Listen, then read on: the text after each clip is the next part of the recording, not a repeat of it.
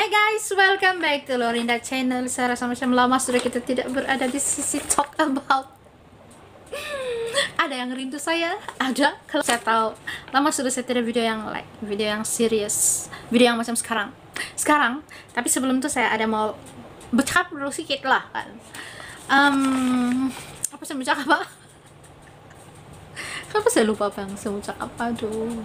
Kita pergi kepada tajuk utama kita, yaitu let's talk about peraturan sekolah di Jepun, guys. Intro dulu.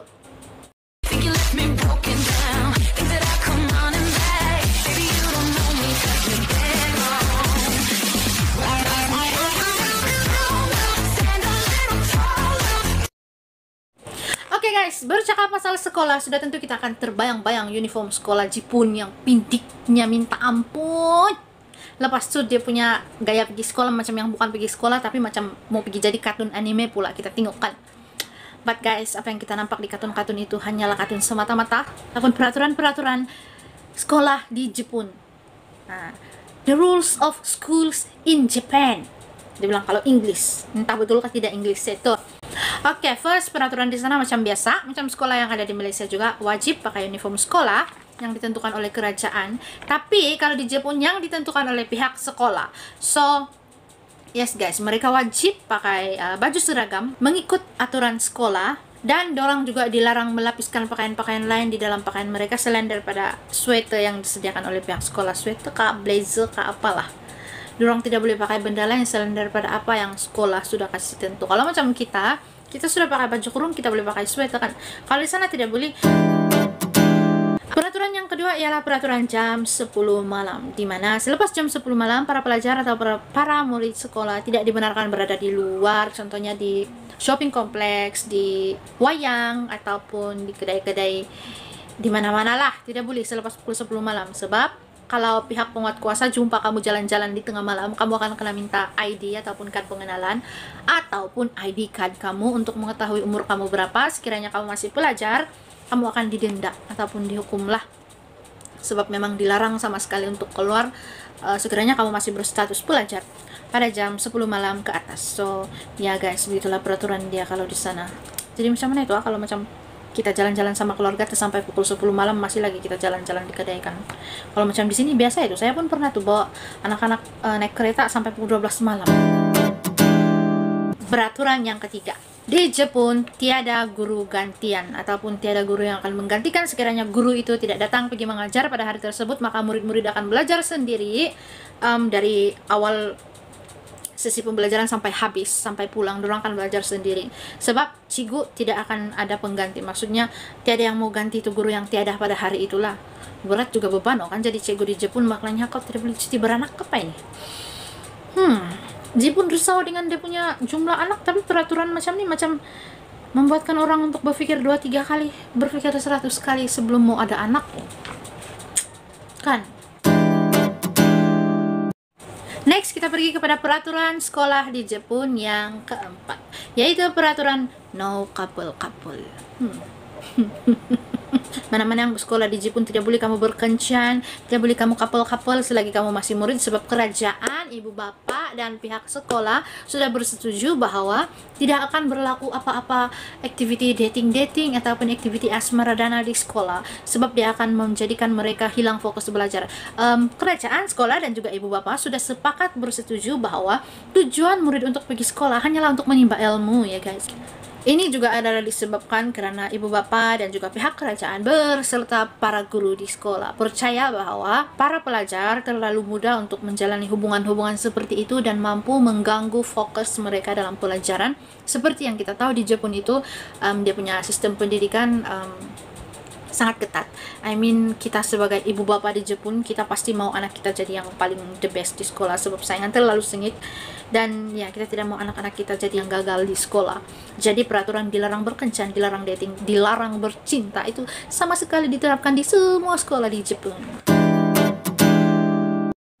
Next, kita pergi kepada peraturan seterusnya, yaitu para pelajar dilarang bawa bekalan dari rumah, yang mana pihak sekolah akan memberikan makanan kepada semua pelajar mengikut standar kesehatan yang betul dan makanan-makanan yang bergizi supaya murid-murid ini kekal cergas dan kekal bertenaga dari awal sampai habis sesi pembelajaran pada hari tersebut. Makanan juga dalam bentuk dikisar ya. Ini bermaksud wajib habiskan makanan, sebab siapa yang tidak kasih habis makanan akan didenda. Bagus juga nih sebenarnya, sebab mengajar arti bersyukur dan arti menghargai orang yang masak, menghargai makanan yang diberikan, ya kan. Kita makan-makan di sekolah itu, ada lagi orang sana di luar tuh tau yang tidak makan, contoh yang gelandangan. Yang keenam, di Jepun sekolah tidak melantik cleaner. Maknanya yang jadi cleaner di seluruh sekolah ialah muridnya, guys. Jadi para pelajar akan gotong royong membersihkan lorong sekolah, parit sekolah, tanda sekolah, kelas, ya semualah, pulun pajak, termasuk sampah-sampah sekolah dorang akan bersihkan. Sudah tentulah papan hitam, meja, semua dorang atur sendiri kan, lantai, sebab tiada janitor. No janitor hired in Japan school. Next, kita pergi kepada peraturan yang ketujuh, yang mana membabitkan helmet.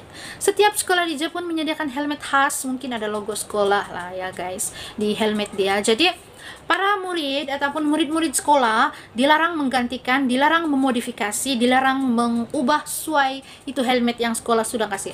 Contohnya, kalau dorang kasih hilang helmet dorang tidak akan dapat gantian baru, tapi dilarang menggunakan helmet lain selain daripada helmet yang sekolah sediakan untuk ke sekolah. Maknanya, macam mana kamu pergi sekolah kalau helmet kau tiada? Ini mengajarkan murid supaya menjaga barang dengan lebih peka, kan? Lebih pandai jaga barang lah, itu begitu. Contoh lah, kalaupun murid tersebut mengalami kemalangan sehingga dia punya helmet retak atau pecah, pihak sekolah tidak akan menggantikan helmet tersebut. Apa kata Anda? Komen di bawah. Next, peraturan yang ke-8. Di Jepun, sekolah tidak membenarkan penggunaan anting-anting, warna rambut, rantai, gelang, ataupun apa-apa aksesoris selain daripada polos pergi sekolah rambut hitam, pakai baju sekolah uniform yang di guideline ataupun standar uniform yang telah diarahkan oleh pihak sekolah. So, itu saja betul-betul, tidak boleh ada tambahan. Sebenarnya aturan yang ini bukan semua sekolah di Jepun menerapkan peraturan ini, sebab ada juga sekolah yang macam maybe tidak seketat itu, tapi 80% ya menggunakan peraturan ini. Dilarang menggunakan aksesori pergi sekolah, dilarang ini rambutnya pergi sekolah, standar saja semua rambut hitam. Tapi lain masalahnya dengan yang ini. Kalau yang ini dia punya sekolah campur-campur. Ini ada yang kot, ada yang tidak kot, ada yang kuning, ada yang biru, ada yang hitam, rambutnya ada coklat, ada brown. Tapi sekolah inilah keminatan kamu, kan? Keminatan kita. Di akhir daripada video ini, saya pasti dan saya sangat yakin kamu pun macam saya, mesti kamu terfikir-fikir, kenapa banyak sekolah Jepun ini tidak boleh kasih panjang itu skirt. Sebenarnya Jepun ada standar itu dia punya skirt. Setiap minggu akan ada perhimpunan. Bila didapati skirt murid itu terlampau pendek, tidak mengikuti standar sukatan kependekan skirt, dorang akan didenda. Contoh, dia punya sekolah mau di atas lutut, tapi dorang sampai di paha. Macam yang kamu selalu nampak tuh, dorang punya skirt terlampau pendek. Sebenarnya dorang punya tren saja itu, dorang suka kasih pendek. Dan ini berpunca daripada pengaruh seorang artis pop legenda Jepun tahun 90-an, yaitu Nami Amuro. Beliau merupakan seorang artis pop Jepun yang sangat populer dan sangat suka mengenakan skirt pendek, macam yang Jepun punya sekolah buat itu, tapi dia terlampau pendek. So, ya, remaja-remaja pun jadi gila dan jadi mengikut tren yang seperti itu. Walaupun sebenarnya pada dasarnya Jepun tidaklah mengenakan yang sependek itu, kan. Ada dia punya sukatan. Tapi ya, nama juga remaja ya kan, mau show off dia punya legs. Itu saja ulasan saya tentang peraturan-peraturan sekolah di Jepun yang agak-agak berbeza sedikit daripada kita. Tapi sebenarnya tidak juga beza banyak, kan. Kita di Malaysia pun ada uniform sekolah, cuma kita boleh lapis sweater, kita boleh pakai seluar panjang di dalam skirt baju kurung. Kalau macam yang muslim, dorang pakai seluar panjang kan di dalam baju kurung dorang. And then kita punya sekolah di Malaysia pun wajib pakai kasut yang sama warna, dan tidak boleh warna rambut, tidak boleh pakai aksesori pergi sekolah. Tapi ada juga pengecualian untuk macam yang aksesori adat itu, macam yang ada rantai yang untuk adat-adat beberapa kaum di Malaysia, contoh di Sabah Sarawak ataupun orang asli, kita tidak boleh cakap yang itulah, sebab itu macam ya susah mau cakap, tapi kamu paham juga kan. Dan juga di Malaysia pun kita ada peraturan yang murid-murid harus gotong royong membersihkan sekolah, walaupun setiap sekolah ada cleaner, tapi kita tidak suruh cleaner kasih bersih dalam kelas, sebab kelas kita yang kasih bersih ya kan.